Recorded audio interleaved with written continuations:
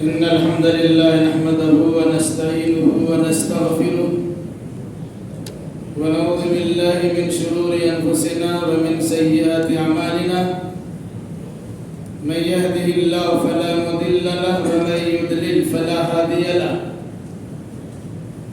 وأشهد أن لا إله إلا الله وحده لا شريك له وأشهد أن محمدا عبده ورسوله يا أيها الذين آمنوا اتقوا الله حق تقاته ولا تموتن إلا وأنتم مسلمون يا أيها الناس اتقوا ربكم الذي خلقكم من نفس واحدة وخلق منها زوجها وبث منهما رجالا كثيرا ونساء واتقوا الله الذي تساءلون به والأرحام إن الله كان عليكم رقيبا يا أيها الذين آمنوا اتقوا الله وقولوا قولا سديدا يصلح لكم أعمالكم ويغفر لكم ذنوبكم ومن يطع الله ورسوله فقد فاز فوزا عظيما أما بعد فإن خير الحديث كتاب الله وخير الهدي هدي محمد صلى الله عليه وسلم وشر الأمور محدثاتها وكل محدثة بدعة وكل بدعة ضلالة وكل ضلالة في النار. أعوذ بالله السميع العليم من الشيطان الرجيم. بسم الله الرحمن الرحيم. يا أيها الذين آمنوا كتب عليكم الصيام كما كتب على الذين من قبلكم لعلكم تتقون. وقال النبي صلى الله عليه وسلم من صام رمضان إيمانا واحتسابا غفر له ما تقدم من ذنبه. وقال النبي صلى الله عليه وسلم من قام رمضان إيمانا واحتسابا غفر له ما تقدم من ذنبه. وقال النبي صلى الله عليه وسلم من قام ليلة القدر إيمانا واحتسابا غفر له ما تقدم من ذنبه. سبحانك لا علم لنا إلا ما علمتنا إنك أنت العليم الحكيم. رب اشرح لي صدري ويسر لي أمري واحلل عقدة من لساني يفقهوا قولي رب زدني علما.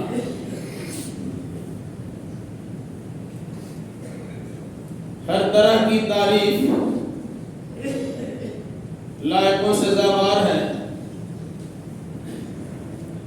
ہر چیز کی خالق و مالک، جس کے ہاتھ میں سارے جہان کی بادشاہت ہے، جس کے اختیار میں حیات و موت ہے، جس کے ہاتھ میں ذلت و عزت ہے. اور درود و سلام نازل ہو جملہ انبیاء کرام علیہم السلام پر، خصوصاً احمد مصطفیٰ محمد مصطفیٰ صلی اللہ علیہ وسلم پر. اللهم صل على محمد وعلى آل محمد كما صليت على إبراهيم وعلى آل إبراهيم إنك حميد مجيد. اللهم بارك على محمد وعلى آل محمد كما باركت على إبراهيم وعلى آل إبراهيم إنك حميد مجيد. بزرگوں، نوجوان ساتھیوں، پردہ نشین اور بہنوں،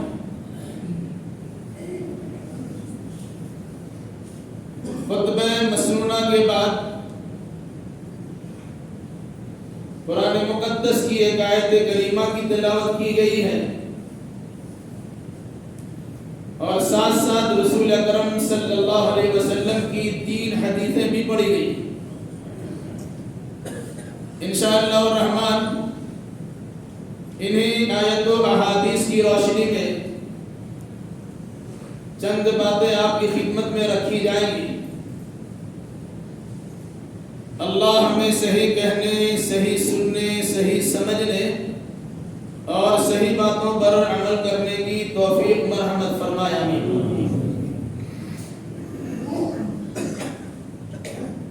ماہ رمضان المبارک کا 15واں دن چل رہا ہے. دیکھتے ہی دیکھتے رمضان کا آدھا حصہ گزر گیا۔ قرآن مجید میں باضابطہ اس حقیقت کا اعلان کیا گیا ہے ایام معدودات، یہ گنتی کے چند روز ہیں، حالانکہ سارے مہینے گنتے ہی کے ہوتے ہیں۔ عربی مہینے یا تو 29 کے ہوتے یا 30 کے ہوتے، 28 اور 31 کے نہیں ہوتے۔ جس طرح شعبان کا مہینہ گزرا، جس طرح شوال کا مہینہ آئے گا، اسی انداز سے رمضان کا مہینہ ہے، اس کے بھی دن 29 ہوں گے یا 30 ہوں گے، لیکن بطور خاص ان دنوں سے متعلق اللہ تبارک و تعالیٰ نے اعلان کیا ایام معدودات، یہ گنتی کے چند دن ہیں۔ یہ در حقیقت روزہ داروں کی تسلی کے لیے ہے کہ بہت زیادہ دنوں تک تمہیں روزہ رکھنا نہیں ہے، بلکہ ایک مہینہ ہی تو ہے، اور وہ مہینہ گنتے ہی گنتے گزر جائے۔ سارے مہینوں کی گنتی ہوتی ہے، سارے مہینوں کی تاریخیں یاد رکھی جاتی ہیں، لیکن عام طور سے مسلمانوں کے یہاں بھی انگریزی مہینوں کا حساب زیادہ چلتا ہے۔ وہ مہینہ یاد بھی رہتا ہے، اس کی تاریخیں بھی یاد رہتی ہیں، لیکن عموماً دیندار طبقہ کے اندر بھی عربی مہینوں کا یاد رکھنے کا حساب کم ہوتا ہے، اور رمضان کے علاوہ دوسرے مہینوں کی گنتی بھی کم ہوتی رہتی ہے۔ ان دنوں کے مقابلے میں یا ان مہینوں کے مقابلے میں بچہ جوان در جوان، بوڑھا اور عورت یا مرد، سارے کے سارے لوگ رمضان کا مہینہ یاد بھی رکھتے ہیں، اور ساتھ ساتھ اس کی تاریخ بھی یاد رکھی جاتی ہے۔ آج 1 تاریخ ہوئی، پرسوں 2 تا 3 تاریخ ہوگی، 5 تاریخ ہوگی، 10 تاریخ ہوگی، آج 15 تاریخ ہو گئی، اور گنتے گنتے یہ مہینہ چلا جائے۔ اس مناسبت سے کہا گیا ایام معدودات، یہ گنتی کے چند دن ہیں، حالانکہ سارے مہینے گنتی کے ہوتے ہیں۔ قرآن مجید میں رمضان کے روزے کے رکھنے کی غرض و غایت کو بیان کرتے ہوئے قرآن مقدس نے کہا ہے یا ایھا الذین آمنوا کتب علیکم الصیام کما کتب علی الذین من قبلکم لعلکم تتقون۔ اے ایمان والو، بے ایمان ہو تو اللہ کا مخاطب آپ نہیں، اپنے ایمان کا جائزہ لے لیجئے کہ اللہ آپ سے بات کر رہا ہے کہ نہیں کر رہا ہے، اس کے بعد اپنے بارے میں سوچئے گا اللہ آپ سے کہہ رہا ہے۔ اور اگر آپ کا ایمان صحیح نہیں ہے، ہم آپ پر کفر کا فتویٰ نہیں لگا سکتے، لیکن استفتی نفسک، اپنے آپ سے پوچھ لیجئے آپ مومن ہے کہ نہیں ہے۔ آپ کا دل گواہی دے گا کہ آپ مومن ہے یا نہیں۔ یہ الگ سی بات ہے کہ بہت سے گناہگار بھی اپنے آپ کو پکا مومن سمجھتے ہیں، اور بہت سے ایماندار کو اپنے ایمان کا خطرہ لگا رہتا ہے، اور اس سلسلے میں باضابطہ ایمان درست کرنے کی کوشش بھی کرتے رہتے ہیں۔ تو اللہ نے کیا کہا یا ایھا الذین آمنوا، اے ایمان والو، کتب علیکم الصیام کما کتب علی الذین من قبلکم، تم پر روزے فرض کیے گئے ویسے ہی جس طرح تم سے پہلے والی امتوں پر روزے فرض کیے گئے۔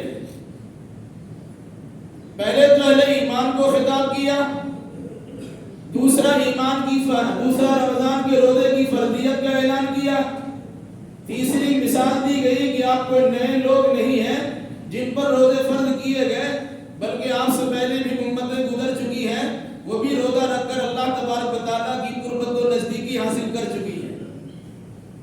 اور چوتھی بات جو اخیر بیان کی گئی، روزہ کے رکھنے کا مقصد کیا ہے؟ لعلکم تتقون، تاکہ آپ متقی و پرہیزگار بن جائیں۔ 15 روزہ گزر چکے، تبدیلی ہماری آپ کی زندگی میں آئی کہ نہیں آئی، ہر شخص اپنے بارے میں فیصلہ کر سکتا ہے۔ رمضان کے شروع ہونے سے پہلے جس طرح کی زندگی ہماری گزر رہی تھی، رمضان کے شروع ہونے کے بعد اس زندگی میں تبدیلی آئی کہ نہیں آئی؟ روزانہ ایک ایک کر کے ہم نے 15 روزہ تقریباً رکھ لیے، آج 15واں روزہ ہے، تو 15 روزہ میں آدھی صورتحال آپ کے سامنے آ چکی ہے۔ پورا اگر متقی بننا ہو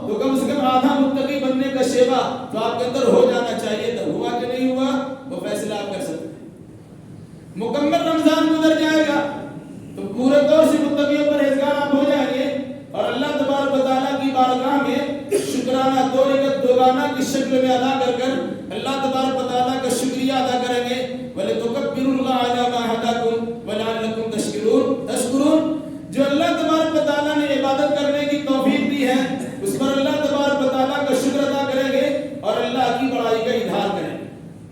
تو رمضان کے روزے فرض میں مقصد بیان کیا گیا لعلکم تتقون.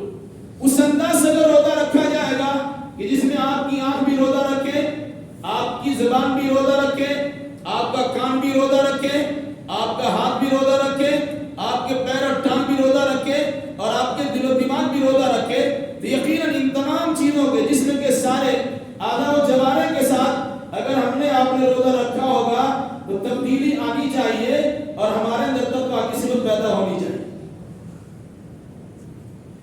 جب انسان متقی و پرہیزگار ہوتا ہے, تقویٰ شعار ہوتا ہے, تو اللہ تبارک و تعالیٰ کا قریبی اور نزدیکی بن جاتا ہے. قرآن مقدس میں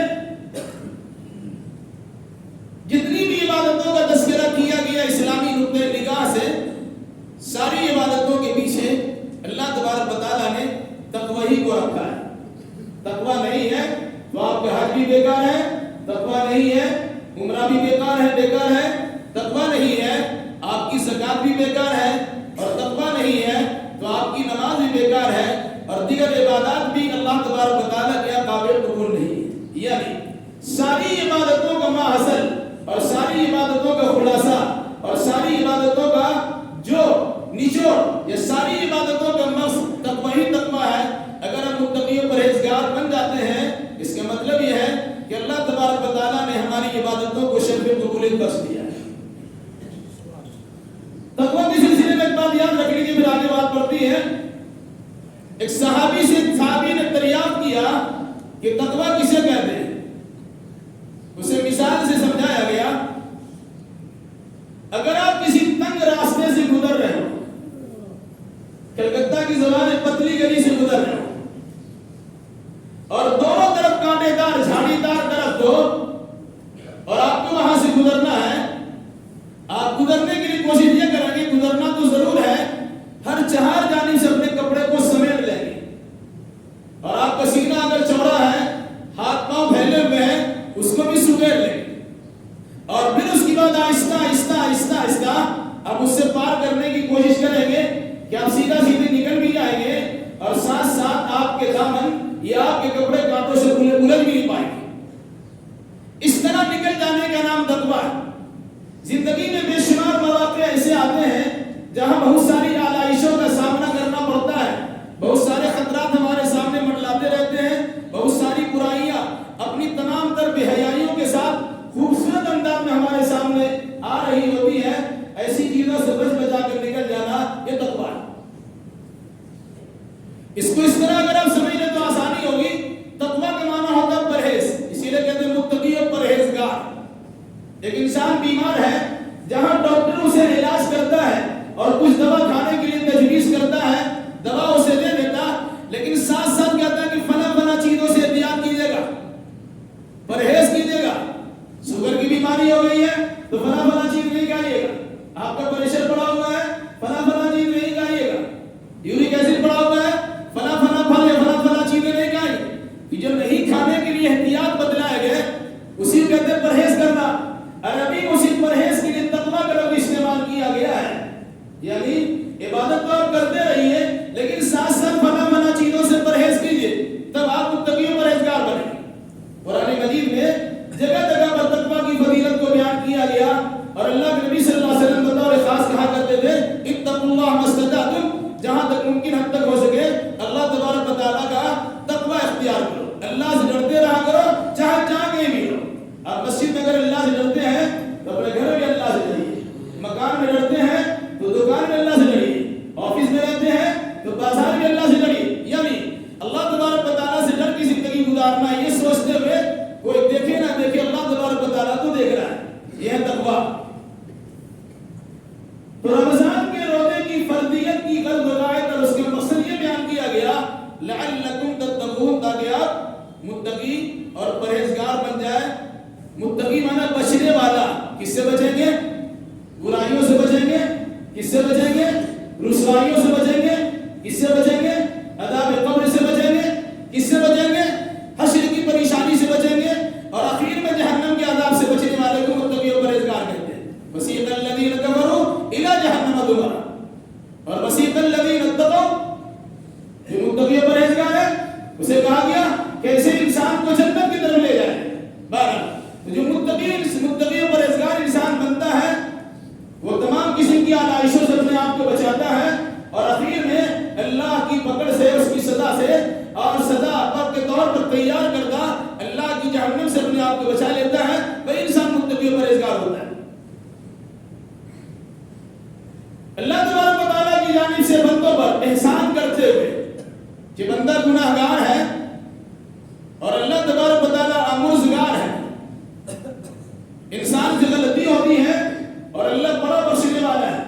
نبی عبادی انی انا الغفور الرحیم، میرے بندوں کو خبردار کر دیجیے کہ میں بڑا بخشنے والا ہوں۔ لیکن کوئی انسان اللہ کے بڑا بخشنے والے ہونے پر ڈھیٹ نہ بن جائے، بلکہ اللہ تبارک و تعالیٰ کے عذاب سے ڈرنا اور ترسا بھی رہے، اور اللہ تبارک و تعالیٰ کی رحمت و مغفرت کے امیدوار بھی رہے۔ بہرحال تو قرآن مجید میں اللہ تبارک و تعالیٰ نے رمضان کے روزے کی غرض کو بتاتے ہوئے کہا لعلکم تتقون، متقیوں پرہیزگار بن جائیے۔ کتنے متقی بنے ہیں اپنے بارے میں فیصلہ کیجیے گا۔ کسی کو حساب لینے کا حق نہیں ہے اور کسی کو حساب دینا آپ کے لیے ضروری بھی نہیں ہے۔ حساب اللہ کو دیجیے گا اور اللہ ہی حساب دے گا۔ اس لیے دعا کرتے ہیں اللہم حاسبنی حسابا یسیرا، اے اللہ ہمارا حساب آسان دینا۔ حدیث آپ کے سامنے تین پڑھی گئی جس کا تذکرہ اس سے پہلے بھی ہو چکا ہے۔ من صام رمضان ایمانا واحتسابا غفر له ما تقدم من ذنبه، جس نے رمضان کا روزہ رکھا ایمان کے ساتھ اور ثواب کی امید کے ساتھ، ایمان ہے روزہ رکھا، ساتھ میں ثواب کی امید بھی رکھنا ہے کہ روزہ رکھنے سے اللہ ثواب پر بدلہ دے گا۔ ایسا نہیں ہے کہ سب روزہ رکھتے ہیں ہم بھی روزہ رکھ لیا، لوگ کیا کہیں گے روزہ بھی نہیں رکھتا ہے، تو روزہ رکھنے کی وجہ سب کیا کہیں گے نہیں، روزہ رکھنے کی وجہ اللہ تبارک و تعالیٰ کی جانب سے سوال ہوگا کہ تمہیں صحت و تندرستی بخشی تھی، جسم و جان کے اعتبار سے توانا بنایا تھا، روزہ رکھنے کی طاقت تمہیں عطا کی گئی تھی، تم نے روزہ رکھا کہ نہیں رکھا، تمہیں اللہ تبارک و تعالیٰ کو حساب دینا ہے۔ ایمان ہمارا درست ہے، ہم نے روزہ رکھا اور امید یہ رکھی کہ اللہ تبارک و تعالیٰ اس کا بہتر بدلہ دے گا، اور بہتر بدلہ کی شکل کیا ہے؟ غفر له ما تقدم من ذنبه، ان کے گزشتہ گناہ بخش دیا ہے۔ یہ رمضان کے روزے کی فردیت سے متعلق اور اس کی فضیلت سے متعلق ساتویں بات بھی آئی تھی، من قام رمضان ایمانا واحتسابا غفر له ما تقدم من ذنبه، جس نے رمضان میں قیام اللیل کیا، تراویح کی نماز پڑھی، رات میں اللہ تبارک و تعالیٰ کی بارگاہ میں لمبا لمبا قیام کیا، امام مسجد کے ساتھ جماعت کے ساتھ تراویح کی نماز ادا کی، چاہے آدھا گھنٹہ پون گھنٹہ ایک گھنٹہ ہی کیوں نہ ہو، اگر آپ نے اتنی دیر تک امام کے ساتھ نماز پڑھی ہے، ساری رات آپ سوئے رہ جائیں گے، پھر بھی اللہ تبارک و تعالیٰ کی فضل و کرم سے پوری رات جاگ کر عبادت کرنے کا ثواب ملتا ہے۔ جو انسان جماعت سے تراویح کی نماز پڑھتا اور امام جب ختم کرتا ہے تو اپنی نماز ختم کرتا ہے، کیا فرمایا؟ جو انسان رات میں قیام اللیل کرتا ہے، رمضان کے مہینے میں قیام اللیل یعنی تراویح کی نماز پڑھتا ہے، وہی قیام اللیل ہے، وہی قیام رمضان ہے، وہی تراویح ہے اور وہی تہجد ہے۔ رمضان میں اللہ کے نبی صلی اللہ علیہ وسلم سے کسی صحیح سند کے ساتھ یہ ثابت نہیں ہے کہ آپ نے تراویح کی بھی نماز الگ پڑھی ہے اور تہجد کی نماز الگ پڑھی ہے، یہ اللہ کے نبی صلی اللہ علیہ وسلم سے ثابت نہیں ہے۔ اس لیے آپ نے تراویح پڑھ لی وہی تہجد ہے، تہجد پڑھ لی وہی تراویح۔ جس نے رمضان کے مہینے میں تراویح پڑھی، یا جس نے رمضان کے مہینے میں قیام اللیل کیا، جس نے رمضان کے مہینے میں قیام رمضان کیا، جس نے رمضان کے مہینے میں تہجد کی نماز پڑھ لی، غفر له ما تقدم من ذنبه، یقین بھی کرنا ہوگا کہ ہم نے سنت کی ادائیگی کرتے ہوئے اللہ اس کے رسول کے فرمان کے مطابق عبادات کو بجا لانے کی کوشش کی ہے، تو اللہ تبارک و تعالیٰ سے پوری امید بھی رہنا چاہیے کہ اللہ ضرور ہماری عبادتوں کو شرف میں قبول بخشے گا اور ہمیں خطاؤں اور گناہوں سے پاک کر دے گا۔ رمضان کافی نشر آنے والا ہے، یہ بات بھی آپ یاد رکھیے، اس سے پہلے بھی ساتھ تذکرہ ہو چکا ہے۔ عام طور سے مشہور یہ ہے کہ رمضان کے 3 حصے ہوتے ہیں، 10 پہلے 10 دن، درمیانی 10 دن اور آخری 10 دن۔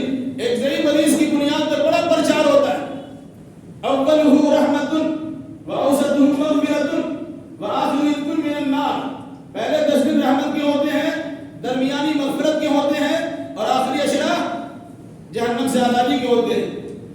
یہ حدیث صحیح نہیں ہے، لیکن ضعیف حدیثیں لوگ زیادہ بیان کرتے ہیں اور صحیح حدیثوں کو تلاش کرنے کی توفیق تک نہیں ملتی ہے۔ جبکہ اللہ کے نبی صلی اللہ علیہ وسلم کے فرمان کے مطابق ہر رات اللہ تبارک و تعالیٰ کی جانب سے اعلان ہوتا ہے، یا باغی الخیر اقبل ویا باغی الشر اقصر وللہ عتقاء من النار، اے خیر کی چاہنے والے آگے بڑھو اور اے برائی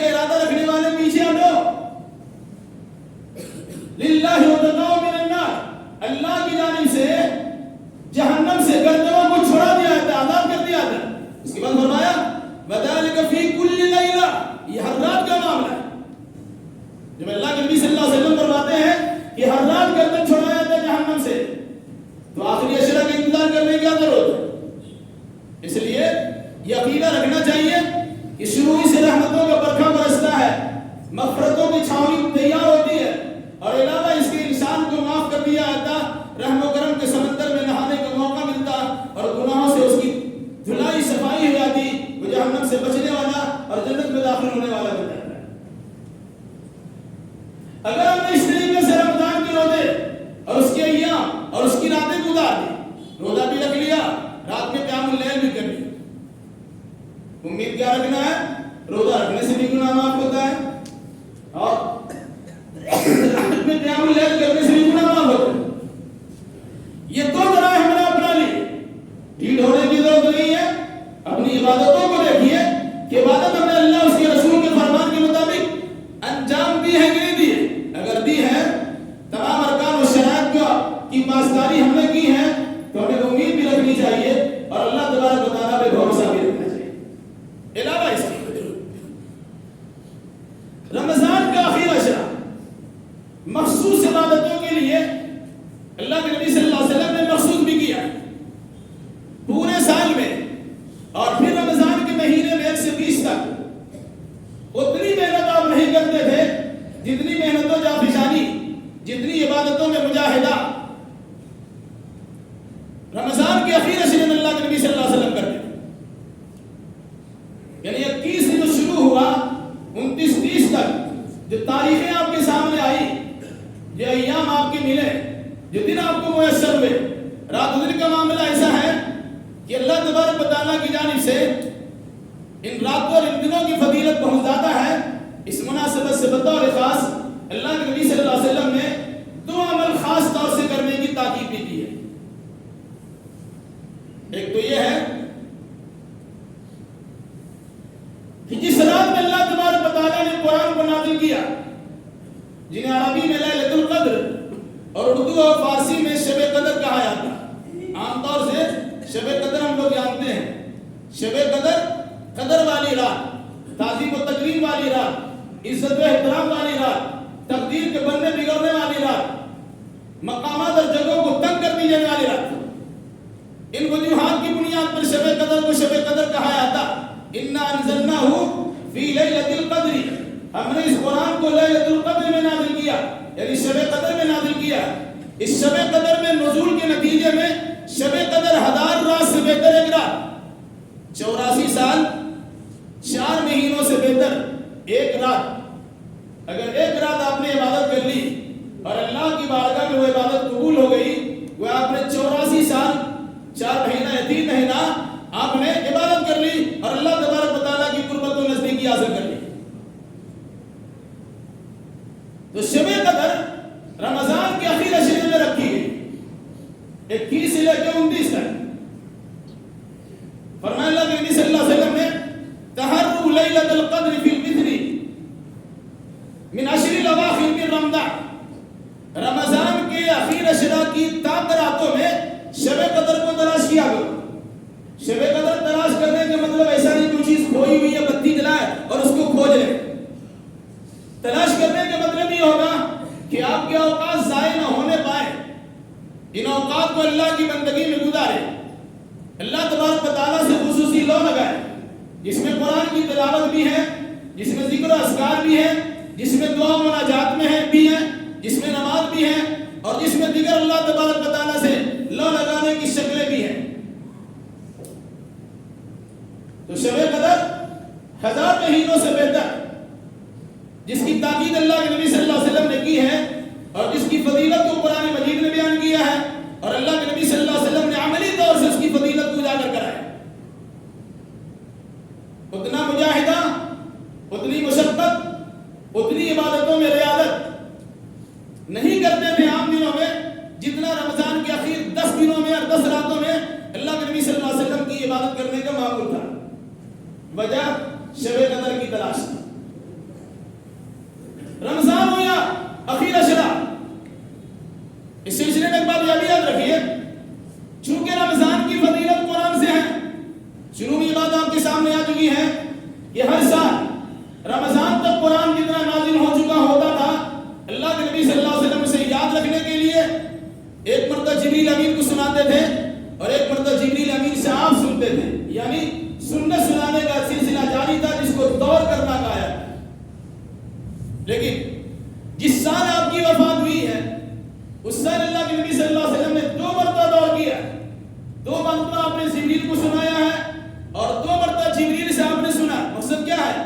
کہ ہم دونوں کے پڑھنے میں اگر کسی قسم کی مخالفت ہو جائے اس کو ٹھیک کر لیا جائے. تو رمضان میں اللہ کے نبی صلی اللہ علیہ وسلم ایک مرتبہ کرتے تھے, لیکن آخری رمضان جس کے بعد آپ کو دوسرا رمضان نہیں ملا 2 بار کیا. اسی طریقے سے رمضان کے آخری عشرے میں ایک خاص عمل ہوتا ہے جنہیں اعتکاف کہا جاتا ہے. اعتکاف در حقیقت شب قدر کی طرح جستجو کا ایک حصہ ہے. اللہ کے نبی صلی اللہ علیہ وسلم ہر سال رمضان میں 10 دنوں کا اعتکاف کیا کرتے تھے, لیکن جس رمضان کے بعد اللہ کے نبی صلی اللہ علیہ وسلم کی وفات ہوئی ہے اس رمضان میں اللہ کے نبی صلی اللہ علیہ وسلم نے 20 دنوں کا اعتکاف کیا, 11 سے لے کے 20 تک اور 21 سے لے کے پھر 30-29 تک, یعنی 20 دنوں کا اعتکاف کیا. آپ اعتکاف کر رہے تھے 11 سے لے کے 20 تک, ارادہ یہ تھا کہ شب قدر ہمیں مل جائے, لیکن اخیر بتایا کہ شب قدر آخری عشرہ میں ہے. آپ نے پھر 10 دنوں کا اعتکاف کیا. مطلب کیا ہے؟ اعتکاف در حقیقت شب قدر کی تلاش و جستجو کا ایک بہترین حصہ ہے. آپ کام دھام میں لگے ہوئے ہیں, دیگر مشغولیات میں ہیں, بیوی بچوں میں حیران و پریشان ہیں, کاروبار میں الجھے ہوئے ہیں, اتنا موقع آپ کو نہیں ملتا ہے جتنا اگر آپ نے اعتکاف کر کے اپنے آپ کو مسجد میں موقوف کر لیا اور مسجد میں روک لیا کہ ہم مسجد ہی میں رہیں گے, مسجد کے ماحول میں رہیں گے, ہی اللہ اللہ کریں گے, ذکر و اذکار بھی کریں گے, دعا مناجات بھی کریں گے, قرآن کی تلاوت بھی کریں گے, جب تبھی چاہیں گی نماز بھی پڑھیں گے اور اللہ تبارک و تعالیٰ سے لو لگائے رہیں گے. ظاہر سی بات ہے اگر کوئی انسان 10 رات ایسا کرے گا ان کو ملنا ہی ملنا ہے. چونکہ اللہ کے نبی صلی اللہ علیہ وسلم نے امت پر شفقت کے پیش نظر امت کو اختیار دیا اور کہا کہ تحروا لیلۃ القدر فی الوتر من عشر الاواخر من رمضان, رمضان کے اخیر عشرے کی تاک راتوں میں شب قدر کو تلاش کرو. یہ سہولت کے لیے. ویسے اللہ کے نبی صلی اللہ علیہ وسلم کا عمل کیا تھا؟ 10 رات جاگتے تھے. رات جاگنے سے مراد کیا ہے اسے بھی سمجھ لیجیے. عبادت میں اوقات کی گزارنے کا مطلب یہ نہیں کہ انسان بھوکا مر جائے. بعض لوگ بھوکا رہنے کی عبادت سمجھتے ہیں. اللہ تبارک و تعالیٰ نے کھانے پینے کی سہولت رکھی, نہیں کھائیں گے, بالکل کمزور لاغر نہیں, بدلا بدلا بنے گی, یہ ہماری کامیابی کا راز ہرگز نہیں. اللہ تبارک و تعالیٰ نے دیا ہے آرام سے کھائیے پیجیے, طاقت و توانائی پیدا کیجیے تاکہ اللہ کی عبادت کر سکے. تو اگر کوئی انسان یہ سوچتا ہے کہ رمضان کے دنوں میں دن میں نہیں کھاتے رات میں نہیں کھائیں گے, یہ کمال نہیں ہے. اور اگر کوئی انسان سوچتا ہے کہ شب قدر تو ہمیں تلاشنا ہے, 10 رات تلاشیں گے, کھانے پینے وقت آیا ہوگا, وہ بھی صحیح نہیں ہے. نہیں, کھانا پینا اسی عبادت میں شامل ہے. نیت آپ کی ہونی چاہیے کہ طاقت ہوگی عبادت کریں گے, کمزور پڑ جائیں گے, بیمار ہو جائیں گے, عبادت سے محروم رہ جائیں گے. نیت پر ساری چیزوں کا دار و مدار ہے. نیت اگر اچھی رکھتے ہیں اچھا پھل ملتا ہے. بہرحال تو اللہ کے نبی صلی اللہ علیہ وسلم کے بارے میں کیا تھا کہ جتنی محنت ان 10 راتوں میں کیا کرتے تھے یا اخیر عشرہ میں کیا کرتے تھے, اتنی محنت و مجاہدہ دوسرے دنوں میں نہیں کیا کرتے تھے. فرمان اذا دخل العشر شد میدرہ وایقظ اہلہ واحیا لیلہ. جب رمضان کا آخری عشرہ داخل ہوتا تو آپ کمر کس لیتے تھے, یعنی اب ہمیں پورے 10 دن اور پورے 10 رات اللہ کی خصوصی بندگی کرنی, پوری رات جاگنے کا ثبوت عام دنوں میں نہیں ہے, عام راتوں میں نہیں ہے, سوائے آخری عشرہ کے. تو اللہ کے نبی صلی اللہ علیہ وسلم نے کیا عمل ظاہر کیا؟ شد میدرہ, کمر بکستہ, کمر بستہ ہو جاتے تھے, یعنی تیار ہو جاتے تھے. اب شروع ہونے والی 21ویں تاریخ تو 20 تاریخ کے شام سے انسان تیار ہے, اپنا سامان لیا, گھر بار کو چھوڑا, دکان و مکان کو چھوڑا, کاروبار کو ترک کیا اور اللہ تبارک و تعالیٰ سے خصوصی رشتہ جوڑنے کے لیے مسجد کا سہارا لیا. کسی کنارے میں داخل ہوئے, لوگوں سے بڑی ضرورت کی باتیں کی, کم سے کم گفتگو کرنا ہے, ضرورت کی بات ہی کرنی ہے, باقی اللہ تبارک و تعالیٰ سے لو لگانا ہے. کیا کرتے تھے؟ شد میدرہ, اپنا کمر کس لیتے تھے کہ اب چلنا ہمیں عبادت کے لیے. ایقظ اہلہ, اگر آپ سمجھتے ہیں کہ عبادت کرنا آپ کا حق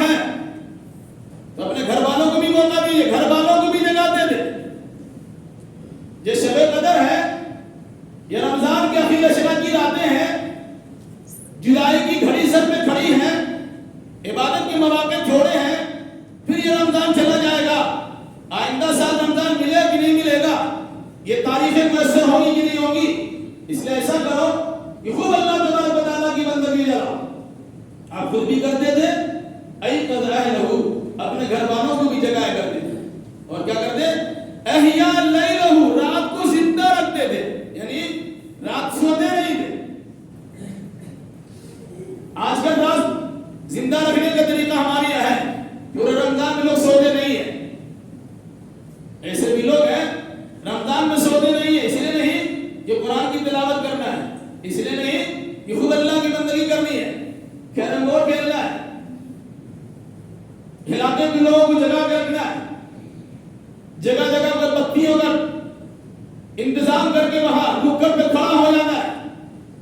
کوئی کاروبار کرنے کے لیے جانتا ہے، کوئی کھیت تماشا کرنے کے لیے جانتا ہے، کوئی وقت گزارنے کے لیے جانتا ہے، رمضان ہے رات گزار ہے، پکڑ ہوگی پرشش ہوگی، اللہ تبارک و تعالیٰ کے پوچھے جائیں گے کہ آپ کو رات دی گئی تھی عبادت کے لیے، آپ نے بےہودہ حرکتوں میں کیوں گزار دیا؟ احیا لیلہ، اللہ کے نبی صلی اللہ علیہ وسلم رات جاگ کر گزارتے تھے۔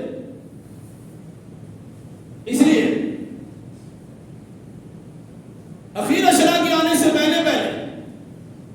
تیاری کر لیجئے، یہ ارادہ کر لیجئے، چند روز آپ کی نماز باقی ہے، 15 تاریخ ہو ہی گئی ہے، 20 تاریخ کو عصر کے بعد سے اگر آپ چاہیں گے تو اعتکاف کے لیے مسجد میں آنا ہوگا، اس کی تیاری کرنا ہوگی۔ اب ایسا نہیں گھر والوں نے بھی چھوڑ دیا، بڑھیا بستر باندھا اور چلے مسجد میں، گھر والوں کے انتظام کر کے آئیے، ان کے کھانے پینے کا نظم نسق کر کے آئیے، بیمار ہے تو دوا علاج معالجہ کی شکلیں پیدا کر کے آئیے، ضرورت مند اور کوئی چیز جو لینا دینا ہے وہ سارے حساب کتاب کر کے آئیے۔ ایسا نہیں کہ ٹھیک ہے بچنے بچانے کے لیے بہت سارے سوال کرنے والے آئیں گے، بہت سارے مانگنے والے بھی آئیں گے، بہت سارے قرض دار بھی آئیں گے، ان تمام پریشانیوں سے بچنے کے لیے چلو اللہ گھر کا سہارا لیتے ہیں، کون یہاں مانگنے کے لیے آئے گا، فلاں صاحب اعتکاف میں ہے چھوڑ دو، نیت پر موقوف ہے۔ ایسے لوگوں کو دیکھا جاتا ہے لاکھوں کا کروڑوں کا انسان پہنچ نہیں ہوا ہے، خط نہیں ہوا ہے، اور اس کے بعد کیا کرتا ہے؟ چلو عمرہ میں چلتے ہیں۔ عمرہ میں جانے والے سے کون مانگتا ہے بھائی؟ اچھا میرے لیے دعا کر دیجیے، ان سے دعا کی درخواست کرتا ہے، قرض چاہنے والا بھی رک جاتا ہے، ٹھیک ہے بعد میں دے دیں۔ آپ نے لوگوں کا قرض دبایا، مال دبایا، اور اللہ تبارک و تعالیٰ کے گھر کا دیدار کرنے کے لیے تشریف لے کے شوق میں کوئی فائدہ نہیں ہوگا۔ اگر اسی حالت میں اللہ نہ کرے مر گئے تو آپ سمجھتے کہ بہت بڑا کارنامہ انجام دے دیا۔ میدان جنگ میں اگر کوئی انسان شہادت کی موت مرتا ہے، اس کی ساری خطا سارے گناہ بخش دیا میں علت میں، قرضہ معاف نہیں ہوتا۔ اس لیے اگر قرضہ کسی میں ہے اسے ادا کر دیجیے۔ عام طور سے قرضہ دکھاتے ہیں، ہمارے دل میں بہت قرضہ ہے اس لیے ہم زکات نہیں دے سکتے، قرض بھی نہیں دیتے اور زکات بھی نہیں دیتے۔ قرض دیجیے مال نہیں رہے گا، زکات نہیں دیجیے گا، قرض بھی نہیں دیں گے اور زکات بھی نہیں دیں گے، دونوں ہاتھ میں لڈو آپ ہی ہیں۔ بہرحال تو رمضان کا آخری عشرہ آئے گا تو اللہ کے نبی صلی اللہ علیہ وسلم کا عمل کیا تھا؟ شتمیدہ احیا لیلہ وایقظ اہلہ، کمر بستہ ہو جاتے تھے اور ساتھ ساتھ اپنے بیوی بچوں کو جگاتے تھے اور رات جاگ کر اللہ کی بندگی میں گزارا۔ اسی رات کی متعلق یہ بات ہے اور اسی پر بات ختم ہوتی ہے۔ آپ نے 3 رات تراویح کی نماز پڑھائی، کیونکہ اعتراض یہ بھی ہوتا ہے کہ اگر 3 رات اللہ کے نبی نے پڑھائی تو 3 رات پڑھنا چاہیے۔ آپ کو معلوم ہونا چاہیے کہ اللہ کے نبی صلی اللہ علیہ وسلم نے اگر کوئی کام ایک دن میں کر دیا، آپ کی پوری زندگی کے لیے عمل سنت ہو گئی، پوری زندگی کے لیے ایک دن۔ یہ 3 دن کیا اگر 3 جیون مل جائے تب بھی آپ کو سنت کے مطابق عمل کرنا ہوگا۔ بہرحال 3 دن اللہ کے نبی صلی اللہ علیہ وسلم، 3 رات اللہ کے نبی صلی اللہ علیہ وسلم نے 3 وقتوں میں نماز پڑھائی۔ ایک دن تو عشاء کے بعد پڑھائی، ایک تہائی شروع کی رات تک، ایک دن اللہ کے نبی صلی اللہ علیہ وسلم نے پڑھائی آدھی رات تک، ایک دن پڑھائی بالکل ایسا لگا حتی تفوت الفلا، یعنی سحری کا ٹائم ختم ہو جائے۔ تو درمیانی رات جو آپ نے پڑھائی تھی آدھی رات ہو گئی، بات صاحب نے کیا رسول اللہ کیا اچھا ہوتا، آدھی رات تو گزر ہی چکی ہے، آدھی رات آدھی پڑھا دیجیے۔ آپ نے اسی موقع سے فرمایا تھا کہ من سلم علی الامام حتی ینصرف کتب قیام لیلہ، میں پوری رات پڑھنے کی ضرورت نہیں ہے، چند منٹ چند گھنٹے ہمارے ساتھ پڑھ چکے ہو۔ تو جو انسان امام کے ساتھ رات میں تراویح کی نماز پڑھتا ہے، امام ختم کیا تو آپ نے ختم کیا، وہ آپ نے پوری رات نماز پڑھ لی۔ اگر شب قدر کا اہتمام ہوتا ہے، لوگ بولتے ہیں شب قدر کے اہتمام عشاء کے بعد سے کیوں نہیں کرتے ہیں، اور پھر اس کے بعد فجر سے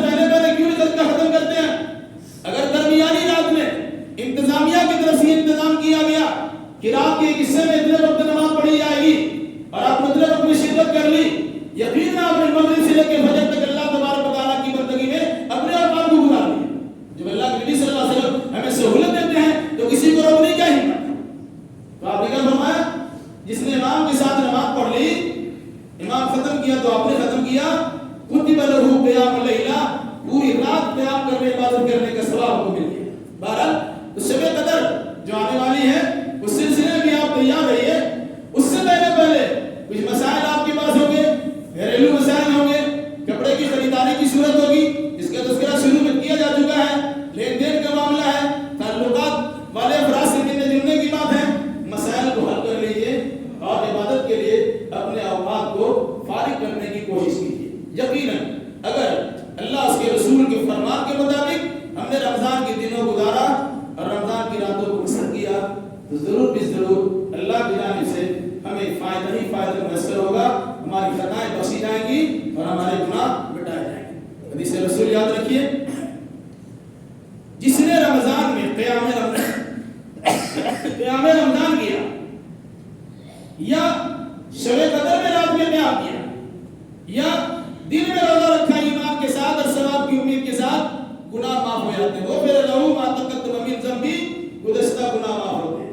تو گناہوں کی معافی کے لیے ایک طرف روزہ کے تمام آداب و شروط کے ساتھ ادا کیجیے, دوسری جانب جو رات میں اللہ نے بندگی کرنے کا موقع فراہم کیا ہے, جس قرآن کو اس رمضان میں نازل کیا گیا, اس قرآن کے ذریعے سے آپ کی عزت کو بڑھایا گیا, اسی قرآن کے ذریعے سے شب قدر میں عبادت کے ذریعے سے آپ کے مقام منصب اونچا کیے جانے کا اعلان بھی ہو رہا ہے. اس لیے اگر ہم چاہتے ہیں کہ اپنا مقام منصب کو اونچا کر لیں اور اپنی بگڑی ہوئی شان کو ٹھیک کر لیں اور اپنے آپ کو ذلت و پستی کے گڈھے سے نکال لیں اور عزت و بلندی کے بعد میں عروج تک پہنچا دیں, ہمارے لیے ضروری ہے کتاب اللہ اور سنت رسول اللہ کے مطابق عمل کرنے کی کوشش کرے. اللہ ہمیں بھی اور آپ کو بھی اور جملہ مسلمانوں کو بھی کتاب و سنت کی روشنی میں اپنی امتحان سمجھنے سمجھانے اور اسی مناسبت سے عقیدہ اعمال بجا لانے کی توفیق کا عمل فرما. الہی جو بیمار ہیں انہیں شفا کامل و عاجل عطا فرما دے. اے اللہ جو مقروض ہیں انہیں قرض ادا کرنے کی سہولیات فراہم کر دے. جو معبود و گرفتار ہیں ان کے لیے رہائی کا اسباب پیدا کر دے. جو دینی دنیا کے اعتبار سے پریشان ہیں ان کی جملہ پریشانی کو دور فرما دے. جن لوگوں نے دعا کی درخواست کی ہے ان تمام کی ہر جائز مراد کو پوری فرما دے. ان کے مریضوں کو شفا یابی فرما دے, ان کی مردہ کی مغفرت کر دے اور ہم تمام کی زندوں کو صحیح عمل کرنے کی توفیق عطا فرما. جو لوگ اپنے لیے یا اپنے بیٹیوں کے رشتے کے لیے پریشان ہے, الہی انہیں مناسب رشتہ عطا فرما کر اس کی پریشانی کو دور فرما دے. جو لوگ شادی کے بعد بچے سے محروم ہیں انہیں صالح اولاد عطا فرما کر اس کا گود بھر دے. اور جو لوگ بچے اور بچیوں کی ولادت کے بعد بھی ان کی بے رحمی کے نتیجے میں پریشان حال ہے, الہی تو اپنے فضل و کرم سے ان کے بچوں کو ان کی بچیوں کو ان کی نگاہوں کی ٹھنڈک بنا دے. جو لوگ ہمیں پریشان ہیں جنہیں پریشانی کو دور فرما دے. اقول قولی ھذا واستغفر اللہ لی ولکم ولسائر المسلمین وآخر دعوانا